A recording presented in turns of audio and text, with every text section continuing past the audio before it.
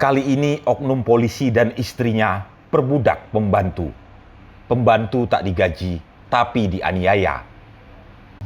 Sidang perdana kasus oknum polisi penganiaya asisten rumah tangga di Bengkulu digelar di Pengadilan Negeri Bengkulu, Kamis 15 September 2022. Tribuners, sebelum kami lanjutkan konten ini, kami memberitahukan konten ini berisi detil dakwaan dari jaksa atas penyiksaan yang dilakukan dua terdakwa.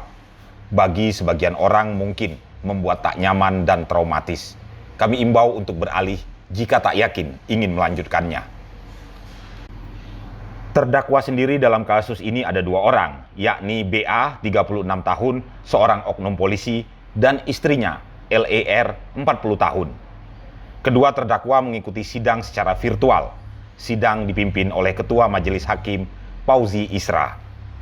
Dalam persidangan dengan agenda pembacaan dakwaan dari Jaksa Penuntut Umum ini, JPU membacakan korban Yesi Aprilia mulai bekerja di rumah terdakwa sebagai asisten rumah tangga pada bulan Januari 2022. Gajinya sebesar 1 juta per bulan.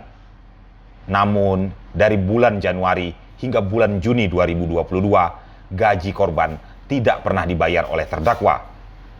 Selain itu, dalam dakwaan yang dibacakan JPU, korban juga mengalami penyiksaan oleh dua terdakwa.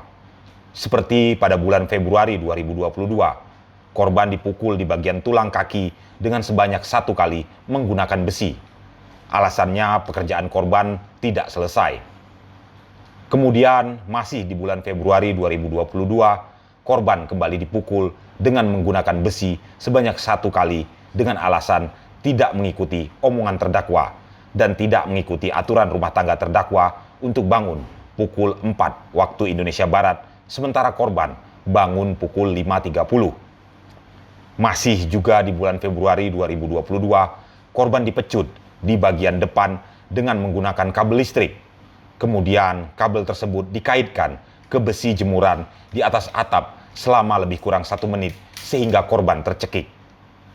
Masih dalam dakwaan JPU, bulan Mei 2022, korban juga beberapa kali dipukul dengan menggunakan besi dan kayu bulat bekas gagang cangkul.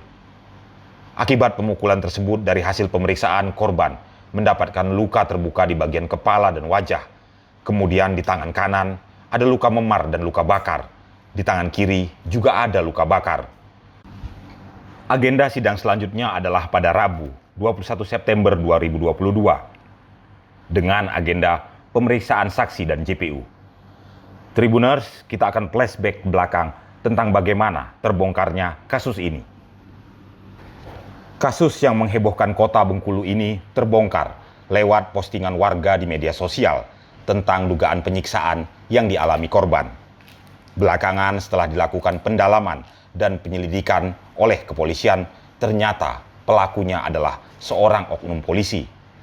Istri sang oknum polisi juga terlibat dalam kejahatan ini.